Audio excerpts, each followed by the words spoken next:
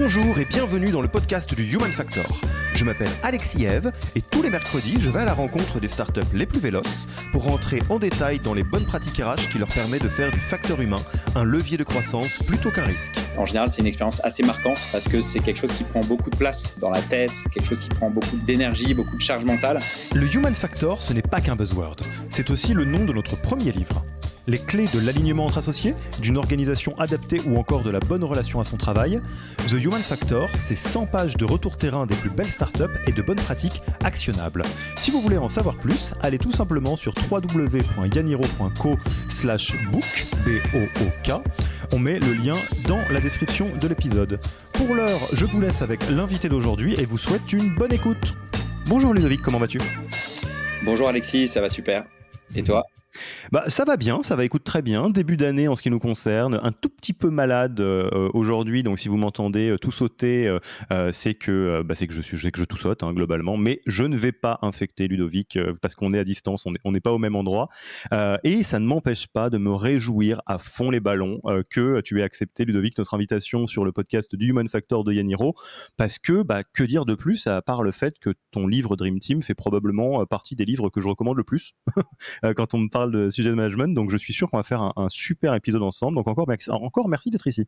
Merci Alexis de l'invitation. Moi, ça fait longtemps que je vous suis. On n'avait jamais eu l'occasion encore de faire un truc ensemble, donc c'est chose faite. Et merci pour l'invitation. Je suis vraiment ravi d'être là. Alors, le sujet dont on va parler, si vous avez lancé l'épisode, vous avez une petite idée. Peut-être même que vous connaissez Ludovic et le livre Dream Team. Mais si ce n'est pas le cas, je vais te laisser, Ludovic, toucher quelques mots à la fois de ce qui t'a rendu célèbre, entre guillemets, sur le livre Dream Team, ce que tu fais actuellement et peut-être quelques mots sur ce que tu as fait avant. Ça marche, avec plaisir. Alors en quelques mots, mon parcours, en fait, moi j'ai testé pas mal de formats, de manières de travailler, le salariat, l'entrepreneuriat. Aujourd'hui, je suis indépendant, et donc en fait, au travers de ce parcours, ça m'a permis de toucher du doigt le sujet humain, qui est un sujet qui m'a toujours passionné, quels que soient les formats sur lesquels j'ai pu les expérimenter. Et c'est vrai que le sujet du management est un sujet qui m'a toujours interpellé, pas de la bonne manière. D'ailleurs, au début de mon parcours, parce que j'ai fait une école dite de management, mais on te prépare à beaucoup de choses, mais pas du tout à gérer des équipes. Et on ne te prépare d'ailleurs pas non plus à gérer ton propre manager. Et quand je me suis retrouvé moi-même à manager, je me suis rendu compte à quel point, en effet, c'était un rôle qui était difficile. Et donc, c'est ça qui m'a donné envie finalement de m'y intéresser. Et moi, ce que je fais, et c'était l'origine de ma démarche, et notamment de Dream Team, quand il y a un sujet que j'estime suffisamment stratégique, mais sur lequel je ne me sens pas suffisamment bon, je vais à la rencontre de personnes qui font mieux que moi. Donc, ça a commencé comme ça. Et au final, c'est presque 500 personnes, 500 managers que j'ai eu la chance de rencontrer pour leur demander finalement ce qui marche le mieux concrètement sur le terrain pour avoir l'équipe la plus engagée possible. Et j'ai synthétisé tout ça donc, dans un livre, comme tu le disais, qui est sorti fin 2019, qui s'appelle donc Dream Team, et qui est l'origine d'une démarche plus globale qui va au-delà d'un livre, puisque depuis, c'est devenu une boîte. Et ce que je fais au-delà du livre, c'est que j'ai 3 activités principales. La première, c'est de la formation. Je forme toute l'année des managers. La deuxième, sont des conférences. J'interviens dans les boîtes auprès de managers ou de non-managers sur ces sujets de comment toujours mieux travailler ensemble. Et puis aussi, toute une partie plus de création de contenu, à la fois pour ma propre communauté. J'écris aussi pour le magazine L'Express, pour Welcome to the Jungle, pour LinkedIn aussi parfois. Donc voilà un peu la manière dont j'aborde tous ces grands sujets autour de comment réussir à s'en sortir, parce que c'est pas simple quand on a une équipe, ou plus globalement à faciliter les relations humaines au sein d'une entreprise. Et alors, si vous êtes familière avec le podcast The Human Factor, vous savez que la manière dont on prépare les épisodes, c'est très simplement se poser un petit peu avec l'invité en amont en se disant, on va parler de quoi ? Et là, c'est un crève-cœur, parce que si vous connaissez un petit peu le travail de Ludovic, on aurait pu parler globalement de tout, on aurait pu parler de recrutement, on aurait pu parler d'onboarding, on aurait pu parler de feedback, on aurait pu parler vraiment de à peu près n'importe quel sujet de management, forcément, vu que c'est le sujet que tu affectionnes particulièrement et sur lequel tu produis beaucoup de choses. Et du coup, au moment de choisir, on s'est dit, OK, qu'est-ce qu'on pourrait aborder comme sujet avec Ludovic qu'on ne pourra pas aborder avec qui que ce soit d'autre probablement, un sujet qui est important, qui est actionnable, vous connaissez notre démarche, et on a décidé, comme vous l'avez vu dans le titre de l'épisode, de parler des divas. On est parti ? Allez, c'est parti. Donc, Peut-être, petit élément sémantique, hein, on va pas se mettre en mode encyclopédie encarta, mais tout de même, je pense que ça parle à tout le monde la notion de diva, mais ce qui se comprend bien s'énonce clairement, donc allons-y sur la définition. Qu'est-ce que c'est qu'une diva ? Ouais, alors effectivement, pour s'aligner sur ce que c'est, je dirais qu'une diva, c'est quelqu'un dans une entreprise qui en général est très bon techniquement. C'est vraiment quelqu'un qui a des capacités quasi exceptionnelles, on va dire, dans son job, mais qui n'a pas un bon état d'esprit. Concrètement, ça va se matérialiser. C'est quelqu'un en général avec lequel c'est assez compliqué de communiquer, qui est en général assez solo, qui va avoir du mal à partager de l'information. Voilà, ce sera assez compliqué de collaborer avec cette personne. Donc, en résumé, c'est quelqu'un qui, sur le fond, il n'y a rien à redire parce qu'elle est excellente, mais sur la forme, il y a quasiment tout à revoir. Donc, c'est un peu ma manière de définir la diva. La logique un petit peu sous-jacente étant que quelqu'un qui serait une diva et en plus pas au niveau d'un point de vue performance ferait probablement pas de vieux os dans l'organisation.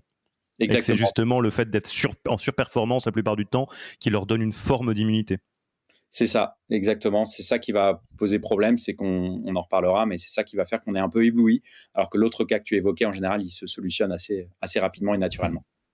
Alors là, normalement, à ce stade, vous voyez très bien de quoi on parle. Je pense que c'était le cas avant même qu'on fasse la définition. Et je pense, sans trop m'avancer, dire que c'est un grand classique. C'est-à-dire, c'est pas des éléments isolés. Je pense que parmi toutes les boîtes qu'on accompagne, les founders qu'on coach, etc., j'entends quasiment toutes les semaines parler de il y a un tel, une telle dans mon équipe où je sais pas quoi faire. Souvent, c'est la manière dont moi je l'entends. Je sais pas quoi faire, j'ai tout essayé, etc. Donc peut-être pour prendre les choses les unes après les autres, commençons par le commencement. Comment on détecte, comment on repère une diva quand on est manager ? Ouais, alors c'est une vraie bonne question parce que souvent le problème commence par là. On met du temps à se rendre compte que c'est une diva, à mettre vraiment un mot sur ce qu'on vit. Pourtant, c'est marrant parce que ceux qui sont déjà passés par là, en général, c'est une expérience assez marquante parce que c'est quelque chose qui prend beaucoup de place dans la tête, c'est quelque chose qui prend beaucoup d'énergie, beaucoup de charge mentale, et on met beaucoup de temps à le solutionner parce que bien souvent, justement, pour en revenir à ton point, on met du temps à les détecter. Et c'est vrai que déjà, je pense que le premier outil indispensable qui doit vraiment être d'équerre et vraiment excellent dans sa boîte pour un peu comme, on va dire, arme anti-diva, ou en tout cas qui facilite la détection des divas, c'est les one-to-one, les points en tête-à-tête. Parce qu'en fait, je pense que vraiment tout part de là, pour deux raisons. La première, c'est que déjà, les points en tête-à-tête, par principe, c'est pour tout le monde, parce qu'on a tous besoin d'avoir un échange de qualité avec quelqu'un dans sa boîte, d'ailleurs que ce soit un manager ou quelqu'un d'autre, pour un peu prendre de la hauteur sur ce qu'on fait.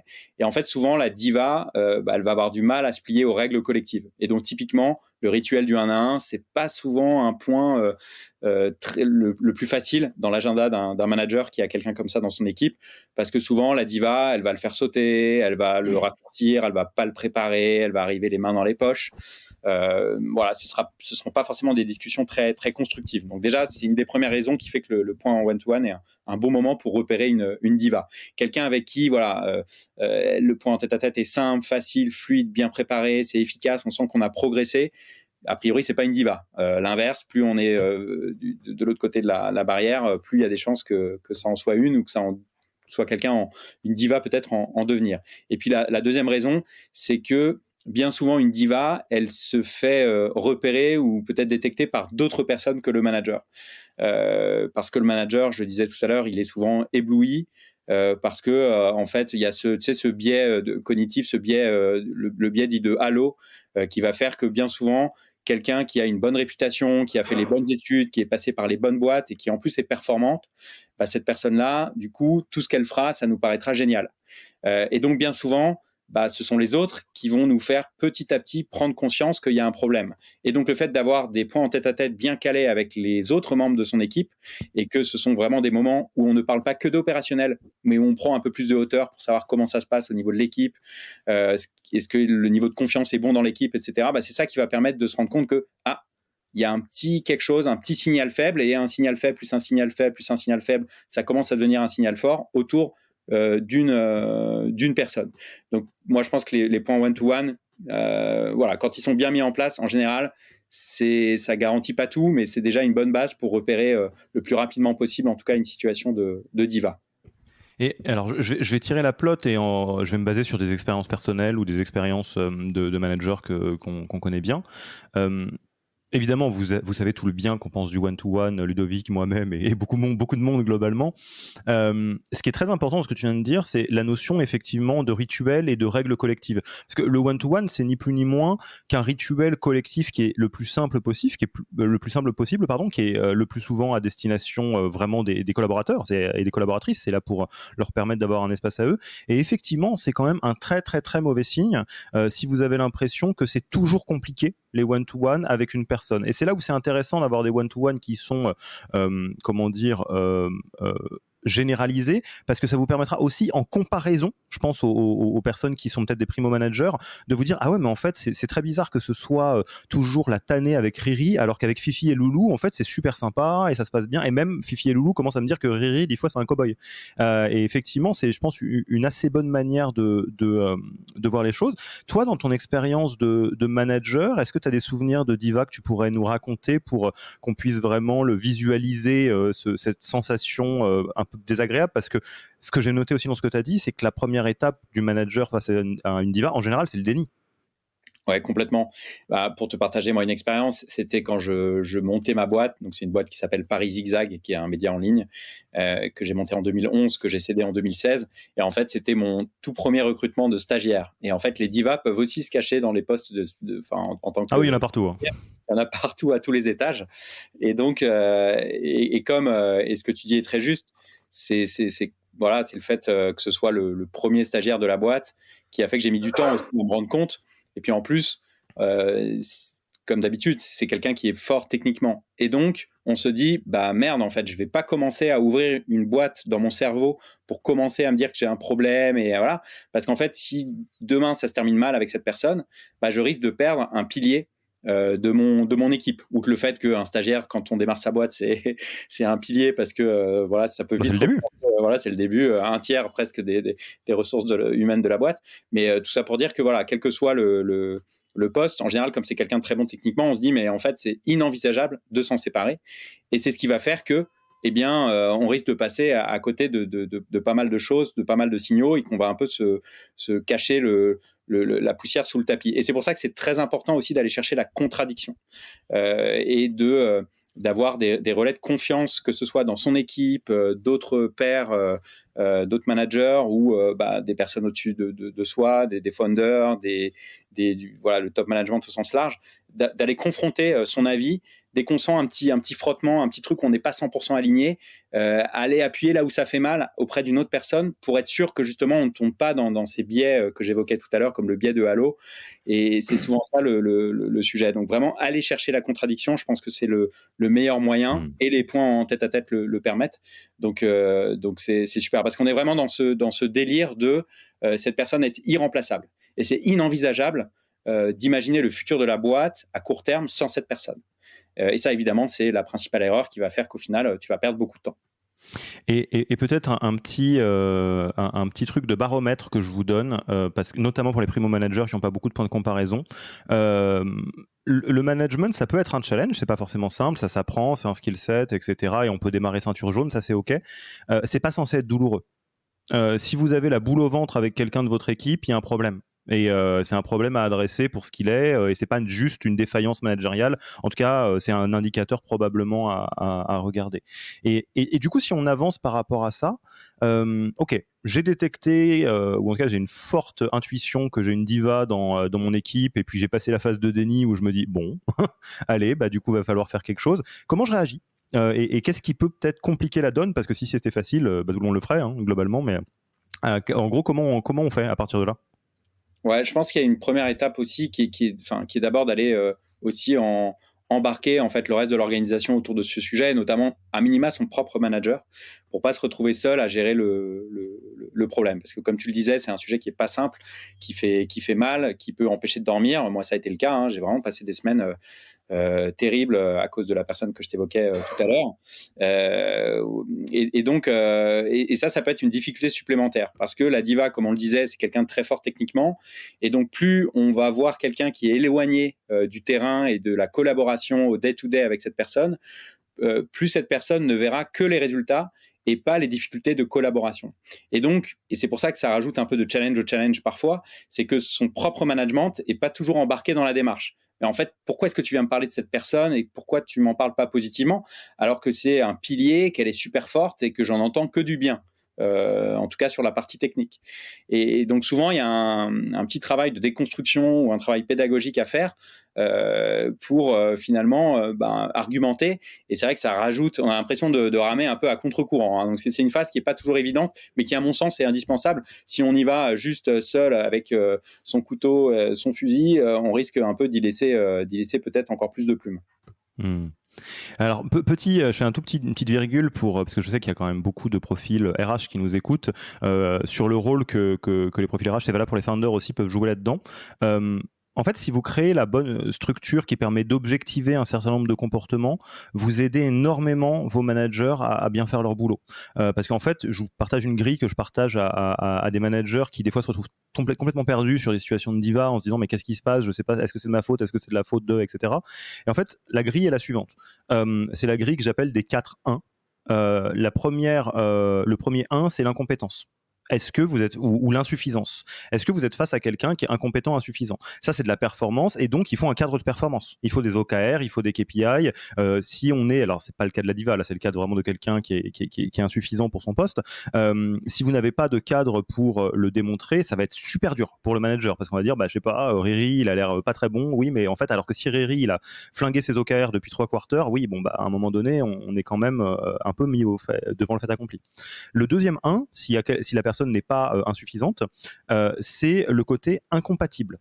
À partir du moment où vous avez bien défini votre culture et où il y a des leadership principles, des valeurs, des choses comme ça, vous êtes capable d'avoir des règles de vie à bord communes qui sont très simples. Et là-dedans, il y a des choses qui sont incompatibles, et ça ne veut pas dire qu'elles sont bien ou pas bien, ça veut juste dire qu'on ne peut pas vivre sur ce bateau-là. Si la règle cardinale chez vous, c'est better done than perfect, 20-80 Pareto, et que vous avez quelqu'un qui a une valeur personnelle qui est le perfectionnisme, c'est pas que le perfectionnisme c'est moins bien ou mieux que l'efficacité, c'est juste que c'est très différent et que ça va évidemment clasher avec la culture. Le troisième 1, qui est plutôt un in, c'est inacceptable. Il y a des choses, on s'en rend pas compte, et je suis sûr que tu as plein d'exemples là-dedans, où en fait, quand on creuse un peu, on dit, alors ok, tu as l'impression qu'il y a quelqu'un avec qui ça se passe mal, que tu n'arrives pas à embarquer, qu'est-ce que je peux me décrire, à quoi ça ressemble? Ça ressemble au fait que des fois, il vient pas. Quoi? Et puis, en fait, le télétravail, la charte du télétravail, il ne la suit pas vraiment parce qu'il vient un peu quand il veut. Non, mais c'est pas OK tout ça. Sans même parler des moments où c'est des entorses complètes au droit du travail, ce qui arrive un petit moment. Et seulement après tout ça, si vous avez quelqu'un qui est ni insuffisant, ni incompatible, ni fait des choses inacceptables, vous pourrez arriver sur le dernier 1 et penser que peut-être que vous êtes un con. Peut-être que vous êtes un tout petit peu intolérant, et que c'est à vous de travailler votre capacité à être compatible avec tous les profils. Mais effectivement, pour revenir sur le message que j'avais aux founders et aux DRH, vous voyez bien qu'effectivement, si vous prenez le temps de construire un cadre de performance qui est clair, vous arrivez à mettre des mots sur le côté insuffisant. Si vous avez un cadre culturel qui est clair, on peut mettre des mots sur l'incompatibilité. Et si vous avez une compréhension claire des process ou des chartes qui régit un peu ce qui se fait et ce qui ne se fait pas au boulot, à quelle heure on arrive, le télétravail, etc., vous pouvez voir ce qui est inacceptable ou pas. Ouais, ce que tu dis, c'est un très bon point. J'aime beaucoup la grille que tu viens de partager. Et c'est vrai que j'en ai pas parlé, mais en amont, évidemment, il y a avant tout un sujet aussi culturel. Tout démarre finalement. Là, j'ai commencé presque un peu trop tard, mais tout démarre finalement au recrutement. Parce que c'est évidemment dans la phase de recrutement, si la culture est bien posée, en fait, et tout le système de valeurs, et on en reparlera peut-être, mais c'est évidemment plus ces bases-là seront solides, partagées, comprises, plus on sera tous des relais de ce sujet-là dans l'entreprise, et plus la détection aussi sera rapide. C'est vraiment comme des antennes relais, en fait. Une antenne isolée, elle sert pas à grand-chose, elle va avoir du mal à faire quelque chose. Quand tous ces petits signaux commencent à biper dans tous les sens, Et ben, ça permet au final d'avoir un signal fort et de prendre des actions finalement et de prendre des décisions plus rapidement. Alors parlons des actions justement. J'ai détecté ma diva, j'ai passé le stade du déni, j'ai commencé à réagir et du coup j'en ai parlé autour de moi, je me suis surtout pas isolé, mon manager il sert à ça aussi, ma manager sert à ça aussi. Qu'est-ce qu'on envisage, qu'est-ce qu'on met en musique? Ouais, je pense que déjà il faut réussir un peu à évaluer la nature le degré du problème entre guillemets. C'est-à-dire à qui on a affaire. Parce que toutes les divas, entre guillemets, ne se valent pas. Et c'est vrai que dans Dream Team, par exemple, je parle parfois des brebis égarées ou des brebis galeuses, où je dirais d'un côté, en fait, c'est entre 0 et 100, c'est quel est le niveau de diva de la personne, c'est-à-dire 100%, bah, ce sera quelqu'un, il sera vraiment très compliqué de faire évoluer, de faire changer, et de faire en sorte que ça se passe mieux. Et donc, ça risque de se terminer par un licenciement. Et plus on se rapproche des 0%, bah, plus là, au contraire, on se dira qu'il y a des choses à faire. Bon. Ce qui est sûr, c'est que dans tous les cas, on est obligé de passer par les process qu'on va évoquer, les étapes que l'on va évoquer pour vraiment positionner précisément la personne et au final, trouver la bonne décision. Donc, je veux juste souligner un point que tu as dit pour que tout le monde l'entende bien. Ton échelle de 0 à 100, de ce que je comprends, hein, elle est basée sur la foi ou la confiance qu'on a dans le fait que la diva va évoluer. Donc ça, c'est assez important parce que l'objectif, c'est bien de ramener la diva dans un mode de fonctionnement qui est collectif. Hein. Ne restez pas à vous dire « bon, bah, je vais peut-être vivre avec la diva et c'est comme ça ». Non, on est bien en train de rejouer collectif. Donc effectivement, 0 étant quelqu'un, 0,1 étant quelqu'un qu'on peut tout à fait remettre entre guillemets dans les règles du collectif en prenant le temps, typiquement avec le process que tu vas décrire, 100% étant le côté tête de pioche où vous pouvez le faire sur tous les tons, malheureusement on n'y arrivera pas et du coup c'est le licenciement qui est le plus probable.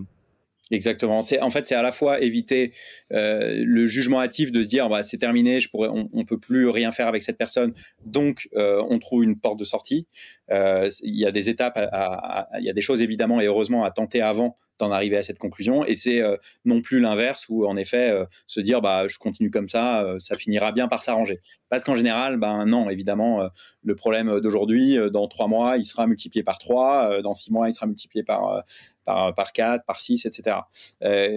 Donc ça, je pense que c'est un point important. Et souvent, on parle de courage managérial, qui est souvent un grand concept un peu, on va dire, un peu éloigné parfois de la réalité du quotidien des managers. Ben là, en fait, on est en plein dedans. C'est-à-dire concrètement, prendre le taureau par les cornes et se dire, je vais faire, par exemple, du mois à venir, ce sera ma priorité de gérer ce cas-là. Et de mettre en place les différentes actions qu'on va évoquer, bah ça, c'est vraiment très précisément et très concrètement faire preuve de courage managérial. À l'inverse, bah, comme d'habitude, hein, laisser ça sous le tapis et laisser pourrir la situation en espérant qu'elle s'arrange, bon, bah là, en fait, c'est l'anti-courage managérial.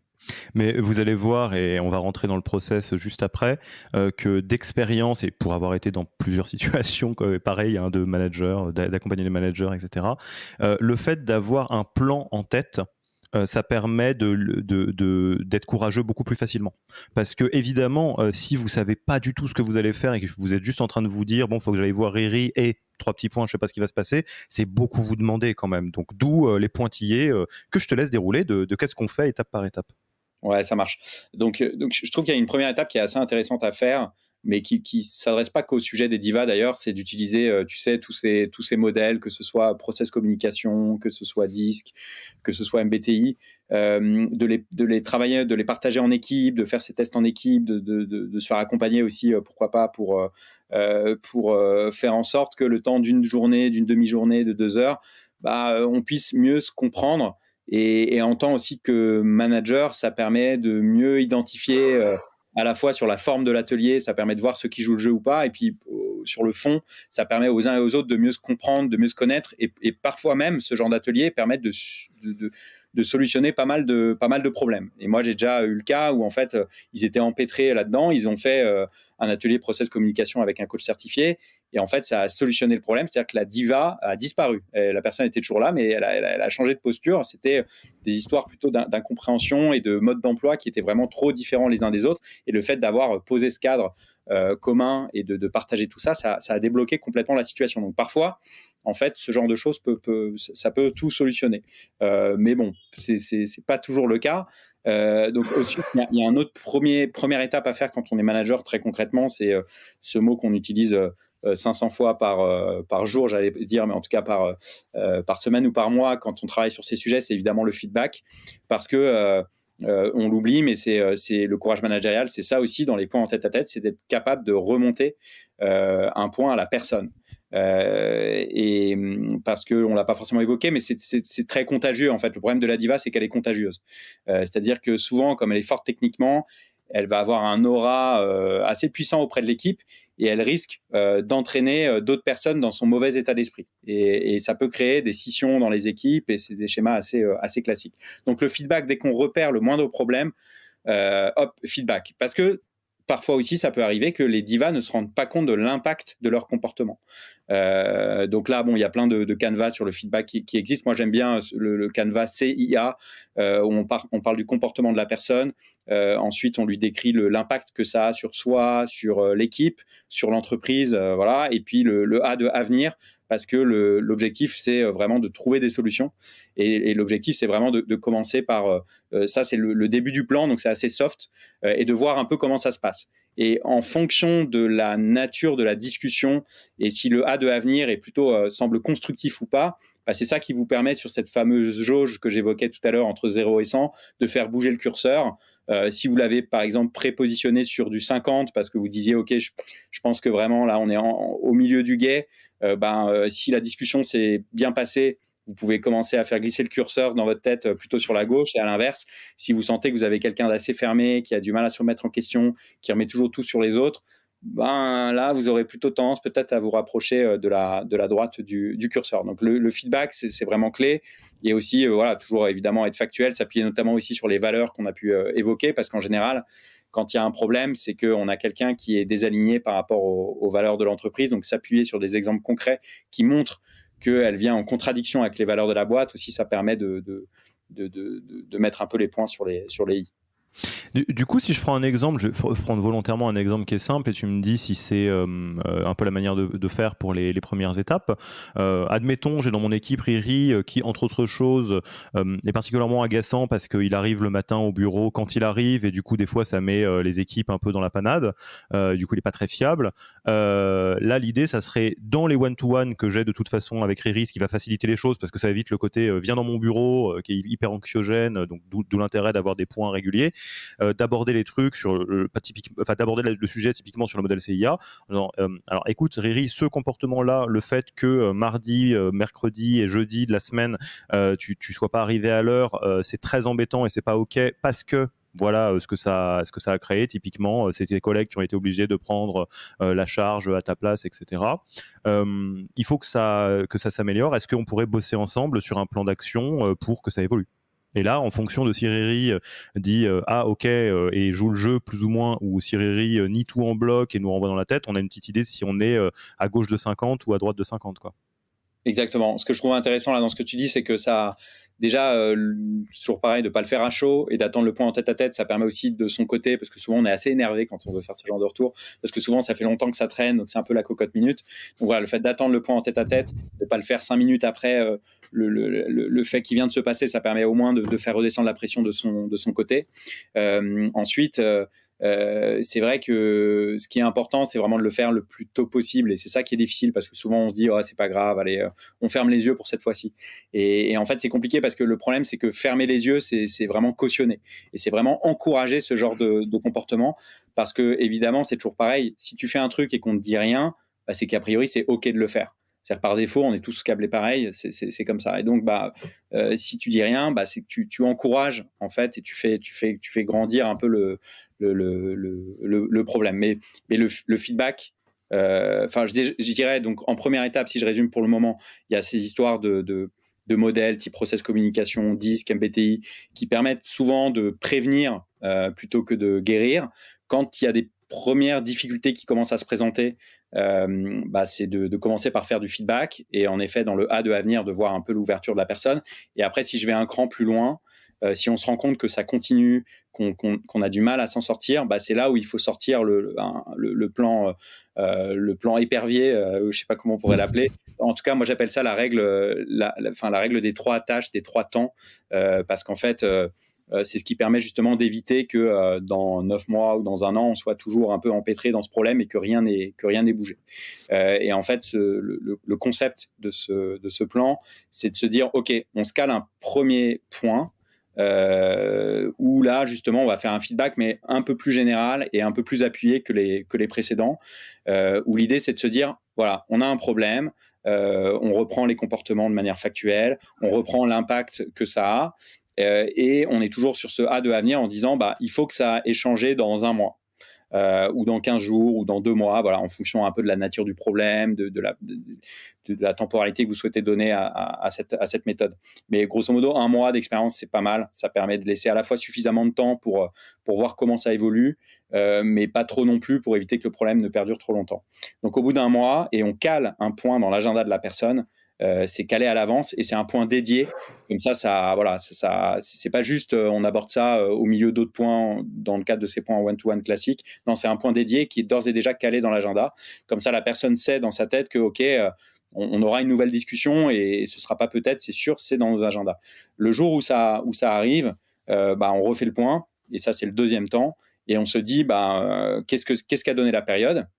Là, l'idée, c'est aussi de beaucoup faire parler la personne, de l'écouter, de se montrer soi-même très ouvert, le plus ouvert possible, en posant des questions, en évitant d'être la personne qui parle le plus. On n'est pas là pour lui taper sur les doigts, on est là pour l'écouter d'abord, pour lui demander ce qu'elle a pensé de la période, est-ce que selon elle, ça s'est amélioré ou pas, etc. Et ensuite, nous-mêmes, on partage son ressenti. Si ça ne s'est pas, si ça s'est arrangé, tant mieux, et fin de la séquence, et on retourne à une vie normale, manager, équipe. Et puis, si on se rend compte que le problème ne s'est pas solutionné, à nouveau, on refait un feedback sur la période passée. Et cette fois-ci, on refixe un point, et qui sera le 3e, et peut-être le dernier, au sens où ce sera potentiellement, et ça, il ne faut pas hésiter à prévenir la personne, que ça pourrait être un entretien préalable à un licenciement, si tant est évidemment que ça rentre dans le cadre légal d'un licenciement. Mais en tout cas, que ce sera un 3e point où on envisagera une sortie d'un commun accord si jamais on n'arrive pas à avoir solutionné le problème. Et en fait, avec cette règle des 3 temps, ça permet d'éviter, encore une fois, que dans un an on y soit encore, parce que c'est très cadré, on prévient la personne, on a vraiment des temps longs de discussion avec elle. C'est des points qui doivent être à peu près d'1 heure, idéalement, pour se laisser le temps d'avoir une discussion longue, sincère, profonde, si jamais on en a besoin.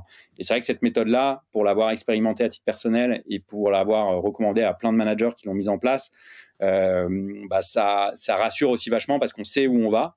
Ça rassure vachement l'équipe aussi, parce que l'équipe sent bien qu'il y a un plan et que les choses sont prises en main. Et au final, ça fait beaucoup de bien à tout le monde. Ce que j'aime énormément avec ton process des 3 temps, c'est qu'il est très très juste, en fait. C'est une approche qui est très juste, parce que en fait, le présupposé, c'est que quelque part, on est face à une brebis égarée, et qu'on peut tout à fait rattraper le coup. Jusqu'à ce que en fait que ça soit de l'acharnement de penser ça, et ce que ça crée, en fait, ça crée beaucoup de choses très bénéfiques. Déjà, ça empower la personne dans entre guillemets la propre suite de ses propres événements, parce que quelque part, si vous dites, je reprends mon exemple qui est très simpliste évidemment, à Riri, là on a 1 mois devant nous, c'est 1 mois où tu arriveras à l'heure tous les jours, ou en tout cas tu mettras pas tes collègues dans la panade, rendez-vous dans 1 mois, et ça c'est ce qui s'est passé. Très bien, bravo Riri, c'est cool. Pas du tout, c'est pas du tout ce qui s'est passé, ça n'a pas bougé d'un iota. Là, on peut revenir en disant attends, je comprends pas ce qui s'est passé, je t'écoute. Et comme tu l'as dit, là, c'est pas le moment de taper sur les doigts, c'est je t'écoute. Je t'ai dit que c'était très très important, je te l'ai expliqué, on en a parlé, c'est tout l'objectif de cette période. Ça n'a pas marché quand même. What the hell, quoi? Qu'est-ce qui s'est passé? Et là, si Riri essaye de t'emberlificoter, c'est une chose. S'il y a un truc énorme que tu as zappé parce qu'il n'avait pas compris, parce que machin, tu le sauras, et du coup, ça prend tout de suite une autre tournure. Et le fait d'avoir une approche qui est très juste comme ça permet d'éviter 2 choses qui arrivent très souvent en start-up, qui sont, à mon avis, très problématiques, notamment dans des jeunes boîtes. C'est l'impression de toute puissance et d'impunité que peuvent avoir certains collaborateurs et collaboratrices qui n'ont pas intégré le fait que les licenciements soient possibles. Il y a beaucoup de gens dans des boîtes, en start-up, c'est super, l'aventure est belle, et on se dit pas ah bah si je suis pas au niveau ou si je fais n'importe quoi, peut-être qu'on va me sortir du bateau. Et les premiers jours où ça arrive, à partir du moment où c'est pour des raisons qui sont totalement compréhensibles par tout le monde, ça change la donne. Tout le monde se dit ah oui, ok, d'accord. En fait, il y a des bords, il y a un cadre, il y a quelque chose. Et à l'inverse, on pourrait dire la technique un peu à l'ancienne de ça, c'est d'en clouer un au mur ou d'en pendre un arbre, comme on dirait. Mais ça marchera pas du tout parce que vous allez vous mettre tout le monde à dos. Vous allez créer une mutinerie parce que ça va être c'est le pauvre Riri, il est là depuis le début. Alors que si Riri, il a eu une chance, deux chances, trois chances et que le plan c'était vraiment d'essayer de réarranger les choses et que ça a toujours pas fonctionné, bah normalement tout le monde se dira oui bon, c'est vrai qu'il abusait un petit peu ou c'est vrai que etc quoi. Donc je trouve très juste cette approche.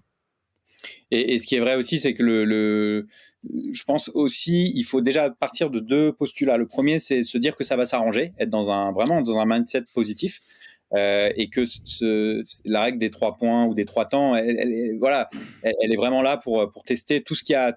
Enfin, c'est vraiment tenter tout ce qu'il y a à tenter, quoi. Voilà. Et si jamais ça le fait pas, en fait, c'est pas grave. Mais c'est juste qu'on a borné le truc dans le temps. Et moi, je suis toujours frappé. Pour avoir suivi des divas après le départ de ma boîte à l'époque et puis d'autres boîtes que j'ai pu accompagner, je me rends compte que parfois, en fait, la diva, une fois qu'elle a quitté la boîte parce que au bout de ce process, finalement, ça l'a pas fait, en fait, elle s'éclate ailleurs. Et elle s'éclate avec d'autres personnes qui s'éclatent à bosser avec elle et elle rencontre plus du tout les mêmes problématiques. On en revient à ce sujet de cadre et de culture et puis d'incompatibilité que tu évoquais aussi tout à l'heure. Donc c'est aussi, je trouve que ça permet de relâcher vachement la pression en se disant mais en fait il y a pas mort d'homme, c'est-à-dire que si au bout du process ça le fait pas, on va discuter à ce moment-là plutôt d'une porte de sortie. Et ce qui est assez fou d'ailleurs, c'est que franchement dans 100% des cas, moi il n'y a pas une seule fois où j'ai pas eu ce retour où à la fin, quand on a fait cette mécanique et que malheureusement ça l'a pas fait et qu'on se sépare de la personne, c'est la vitesse derrière à laquelle il y a un soulagement général immédiat. C'est un truc de dingue, quoi. Et toutes ces peurs, ces croyances limitantes qu'on avait sur mais qu'est-ce qu'on va devenir sans lui, etc. En fait, elles n'ont plus lieu d'être. Et même si on n'a personne pour la remplacer sur le coup parce que tout s'est fait un peu rapidement, au final, psychologiquement, tout le monde est plus positif, les gens sont plus sereins et ça ressoude aussi énormément le groupe. Et donc il y a des vertus vraiment incroyables à prendre le taureau par les cornes. Et donc voilà, ceux qui nous écoutent et qui auraient ce cas-là dans leurs équipes et qui auraient peut-être peur d'y aller, en fait, c'est un moment difficile à passer. Mais ce que j'aime bien aussi dans ce que tu disais, c'est l'empowerment de la personne. En fait, c'est à la personne aussi de bosser, quoi. C'est-à-dire que toi, tu es là pour lui apporter du cadre et l'écouter et aussi lui partager des choses. Mais c'est à la personne de trouver son plan d'action pour le mois à venir. Qu'est-ce qu'on peut faire pour que, voilà, moi, ce qui serait OK pour moi, c'est ça dans un mois. Qu'est-ce qu'on peut faire pour y arriver? Je t'écoute ou je te laisse un peu de temps pour y réfléchir. On se revoit dans 3 jours. Voilà, c'est vraiment à la personne de bosser. Il faut la faire bosser. Et c'est ça aussi je reviens à cette jauge. Une personne qui est moteur, qui est constructive, qui vous propose des choses, on va plutôt se rapprocher de la brebis égarée. Et puis à l'inverse, on se rapprochera des 100% et de la brebis galeuse à faire sortir au final, si jamais vous avez quelqu'un qui n'est pas force de proposition, qui rejette un peu tout en bloc et qui dit pas grand-chose. Et évidemment, sortez-vous de la tête le fantasme de il ou elle est tellement performante que si seulement j'étais un assez bon manager pour là ça serait super. Non, il y a plein de cas de figure dans lesquels pour prendre une métaphore un tout petit peu claquée au sol, Didier Deschamps, si on lui met des mauvais joueurs, il va pas gagner la Coupe du Monde. À un moment donné, vous n'êtes pas magicien ou magicienne non plus. Donc le fait d'avoir un plan qui est très simple, qui est très juste et qui est dans l'empowerment où quelque part le plan c'est bon, on va redresser la barre ensemble. Et si ça le fait pas, ça va beaucoup vous soulager. Surtout si vous nous écoutez, que vous êtes dans le cas et un peu usé par la situation, prenez le temps de réfléchir à dessiner le process selon ce que vient de dire Ludovic. Lancez-le début d'année et vous allez voir que déjà, il y a des fois, il y a de la magie qui se passe. Il y a des gens qui se remettent tout à fait dans le bon rythme et s'il n'y a pas de la magie qui se passe, vous allez voir que ça sera beaucoup moins dramatique que ce que vous aviez imaginé parce que ça ne sera pas quelqu'un que vous allez prendre lundi matin au café en disant « Bon, écoute, je te vire parce que tu me saoules ». Ça sera quelqu'un avec qui on a tout essayé ensemble depuis 2 mois et on voit bien que ça ne marche pas. Exactement, et en plus, même si ça se termine mal, au sens, en tout cas, une séparation, un licenciement ou autre, alors bon, un licenciement, ça se passe rarement bien, mais en tout cas, moi, je note souvent que le fait d'avoir processé ça, de donner de la visibilité, d'être transparent avec la personne et lui donner le pouvoir et une sorte de période où on se redonne mutuellement une nouvelle chance, c'est extrêmement apprécié. C'est-à-dire que même si on a quelqu'un qui est pas forcément très constructive, cette personne, mine de rien, ça se fait pas forcément au moment de la séparation parce que c'est toujours un moment parfois en tout cas difficile, mais après coup, il y a je me souviens notamment d'un mail qui avait été envoyé à un manager qui avait fait la méthode. Ça s'était assez mal passé au final, malheureusement ça s'était pas arrangé, voilà. Mais elle a été très surprise. 2 mois après, elle a reçu un mail de la personne, mais qui était assez hallucinant, où elle la remerciait franchement et profondément de l'humanité et de l'intelligence en fait de l'accompagnement de cette phase qui était finalement simple pour personne. Et en général, une diva, elle est pas très heureuse hein. En surface. Le diva, il fait le beau ou elle fait la belle, mais en réalité, c'est pas quelqu'un qui est très bien dans ses baskets souvent. Hein. Et encore une fois, bien souvent, ce sont des gens qui, si au bout du bout, il y a une séparation, qui finit par retrouver un job en général assez facilement parce que c'est quelqu'un qui a un beau CV, mais surtout quand elle est au bon endroit, à sa juste place, c'est quelqu'un qui, en fait, est plus du tout dans ces schémas-là et qui s'éclate 100 fois plus. Et peut-être avant d'atterrir sur l'épisode, il y a un cas particulier qui, j'imagine, est le mode très difficile et j'imagine qu'il n'y a pas de réponse absolue, mais sur lesquels tu as peut-être des bribes d'options, de choses à tester. Comment on fait quand on a une diva qu'on ne peut pas envisager de licencier pour une raison ou pour une autre? Alors, je pense à nos amis les fonctionnaires, dans certains cas de figure. C'est pas tout à fait la population qui écoute ce podcast, mais ça serait un cas particulier où il y a effectivement des fois, pour une raison ou pour une autre, dans la période, on peut pas se séparer de cette personne, etc. Enfin, qu'est-ce qu'on peut faire en fait dans ce cas-là?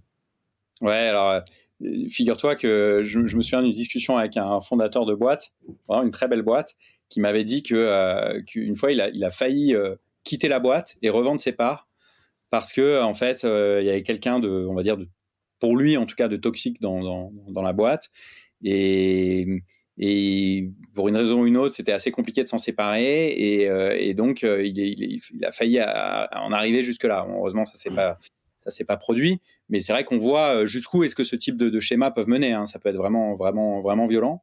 Et je pense qu'en fait, dans ces cas-là, déjà, il faut avant tout se faire aider et de ne pas rester seul dans son problème. Alors, selon la nature du problème, on a parlé des RH.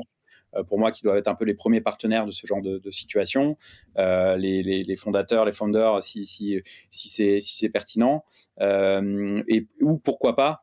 On n'en a pas parlé, mais c'est vrai que le rôle du coach extérieur aussi peut avoir un rôle vraiment intéressant, soit vis-à-vis de la diva d'ailleurs, ça peut être une des solutions, on n'en a pas parlé, mais si on a quelqu'un qui est ouvert au coaching, ça peut faire partie des options à lui proposer pendant cette phase justement où on se remet en selle, ou en tout cas finalement si dans le cas que tu évoquais, c'est pas possible de se séparer de la personne, c'est soi-même de se faire accompagner pour, a priori on va pas changer la personne, donc c'est plutôt à nous de changer de regard sur la situation et donc de faire un travail plutôt sur nous et de se faire accompagner par quelqu'un d'extérieur. Je pense que ce serait une bonne démarche. Effectivement, alors on a déjà été dans ces situations parce que c'est entre autres choses notre métier, le coaching. Je rajoute que dans des cas très particuliers, on peut faire appel à de la médiation. Qui est un dérivé de coaching hein, quelque part, qui est donc de faire un travail sur la relation quelque part. Et moi j'aime beaucoup l'exemple que tu donnes au tout début parce qu'il est un peu tabou, mais je pense que c'est important de le garder en tête, de se dire que si pour une raison ou pour une autre vous vous sentez bloqué dans une situation qui ne peut pas s'améliorer, alors j'ai pas les contours de cette situation, mais je sais que c'est malheureusement des cas qui peuvent arriver. C'est pas totalement absurde d'envisager de partir. De la même manière qu'il y a des collaborateurs, des collaboratrices qui quittent non pas une entreprise mais un manager quand ça se passe très très mal. Si vous êtes dans une situation où il y a quelqu'un dans votre équipe ou plusieurs personnes qui vous pourrissent la vie, vous voyez que vous pouvez rien faire parce que X, Y, Z, peut-être que vous avez la possibilité de jeter l'éponge sur ce job-là et d'aller ailleurs. Parce que en fait, le gros problème, et on l'a un tout petit peu abordé, c'est que quand la situation dure, on en vient à, un peu comme dans les situations dramatiques de couple où il y a de la toxicité, où il y a peut-être des abus d'une manière ou d'une autre, on s'en vient à se poser plein de questions, à se dire est-ce que c'est nous, est-ce que c'est de ma faute, est-ce que finalement tous les jobs sont pas comme ça, est-ce que c'est pas le management, mais ça c'est lié au fait que ça dure. Donc si vous commencez à voir que vous partez dans une spirale anxiogène ou peut-être proche du burn-out, oui évidemment ça vaut la peine d'envisager si l'herbe est pas plus verte ailleurs en fait. C'est plus dur quand on est founder. Oui, ça a d'autres implications. Mais en tout cas, d'où l'importance, je pense, du regard extérieur, parce que parfois, on est tellement dans son problème, et puis d'aller solliciter des gens qui font partie du problème parfois, c'est évidemment pas la meilleure option. Donc, d'aller chercher, pourquoi pas, de l'aide extérieure, je pense que ça permet d'y voir plus clair, et quitte à ce que ce soit ce genre de décision qui soit prise. Mais voilà, en tout cas, ce qui est sûr, c'est que plus vite on prend le taureau par les cornes, plus vite on en est sorti, et plus vite on retrouve de la sérénité et ce côté plaisir dans son job du quotidien. Bon, en tout cas, si vous êtes concerné par la situation et que vous nous écoutez, nous vous encourageons, et Ludovic et moi-même, à prendre le taureau par les cornes et à suivre les pointillés qu'a dressé Ludovic. Je pense parler en ton nom et en le mien en disant que vous pouvez nous contacter si vous avez besoin de plus de précision. C'est des situations qui sont pas rigolotes, mais qui ont plus de solutions que ce qu'on croit. Donc, ne soyez pas abattus et démarrez l'année 2023 sur d'autres augures. Et comme le disait Ludovic, probablement que ça va amener beaucoup de bien pour vous et pour la personne aussi, d'une manière ou d'une autre. Donc, on ne désespère pas et on ne laisse pas la diva prendre trop de place, on recrée une relation positive. Je te propose qu'on passe tranquillement à la fin de l'interview. Première question, où est-ce qu'on te retrouve ? Si on veut engager la discussion avec toi, on fait comment ? Je dirais deux choses. LinkedIn, qui est le réseau social sur lequel je suis très actif. Donc Ludovic Giraudon, et puis tout simplement aussi sur mon site internet ludovic-giraudon.com. On trouvera toutes mes activités et plein de manières de me contacter dessus. D'habitude, on demande une recommandation de livre, de podcast, de blog. Là, je peux parler en ton nom en recommandant le livre Dream Team, ta newsletter aussi, qui est très bien. Est-ce que j'oublie quelque chose ? Te suivre sur LinkedIn, effectivement. Ou il y a d'autres choses dans le contenu ? Non, le bouquin Dream Team et puis ma newsletter du même nom d'ailleurs, Dream Team, je pense que c'est déjà un bon début. T'es sur un autre livre en plus, si je dis pas de bêtises, non ? Ouais, exactement, je vois que tu me lis bien. Ouais, je pas beaucoup de temps encore à m'y consacrer, mais c'est un peu l'un de mes projets de l'année, là, c'est de sortir un deuxième livre. Ok, on va suivre la newsletter. Je l'ai pas appris en parlant avec Ludovic juste avant, je l'ai appris en lisant sa newsletter. Donc je vous laisse suivre ces aventures-là. Est-ce que tu as un outil, RH ou non, tool au sens SaaS ou non, préféré que tu voudrais partager ? Moi, ce serait plutôt une posture, en fait, plutôt on va dire un savoir-faire ou un savoir-être presque du quotidien en ressources humaines au sens large, c'est la posture basse. Donc cette posture où on se met au même niveau que l'autre, voire même en dessous, c'est-à-dire qu'on part du principe qu'on ne sait pas mieux que l'autre. Et parfois, quand on est manager, founder ou RH, on veut très souvent un peu prendre l'ascendant dans l'échange et tout de suite apporter des solutions. Sauf que ça c'est toujours pareil, c'est que sur le coup, peut-être qu'on gagne du temps, mais bien souvent, on répond à un problème qui n'était pas le problème principal, ou bien souvent, en fait, on rend la personne toujours dépendante de soi, ce qui n'est pas le rôle quand on est manager ou RH. Donc, le fait de poser des questions et de faire réfléchir la personne pour que les solutions émergent chez elle, donc au travers de cette posture basse, c'est quelque chose qui fait vraiment, je trouve, des merveilles. Amène à cela, c'est hyper addictif en plus. Moi forcément c'est mon job en tant que coach, mais même au-delà du coaching, quand on voit la puissance de cette posture, on a beaucoup envie de l'utiliser après. Enfin, tu connais notre tradition, la tradition de passage de flambeau. Pour bien démarrer l'année, c'est toujours un bon moment pour saluer les confrères, les consoeurs qu'on trouve vraiment exceptionnels. Qui est-ce que tu aimerais inviter pour un prochain épisode du podcast The Human Factor ? Ouais, moi je pense assez spontanément à Sarah Benallel, qui est VP People chez Conto, qui je trouve a une super vision de ces sujets, et c'est une boîte d'ailleurs dans laquelle il se pose énormément de questions, notamment sur l'approche managériale. Alors Sarah est déjà passée, elle nous a fait le plaisir de passer par prendre le micro sur un sujet, le sujet de la culture de Conto et de l'intérêt d'avoir une culture qui est forte et donc clivante. Et c'est un épisode qui est vraiment super, que je vous recommande d'écouter si vous ne l'avez pas écouté. Et cela dit, ça me fait penser que ça va bientôt être l'heure de faire revenir des personnes sur ce podcast. Et évidemment, Sarah, ce serait un plaisir que de te retrouver pour un nouveau sujet. Écoute, Ludovic, c'était un plaisir de t'avoir aujourd'hui. Je te remercie beaucoup pour ton temps. J'encourage tout le monde à lire Dream Team et à te suivre sur les différents réseaux qu'on a cités. Puis il me reste plus qu'à te dire à très vite et à bientôt. Merci Alexis et merci à tous. Au revoir. Merci d'avoir écouté cet épisode. S'il vous a plu et que vous ne voulez rater aucun nouvel épisode, abonnez-vous à la newsletter en allant sur le site www.yaniro.co. Et à mercredi prochain pour le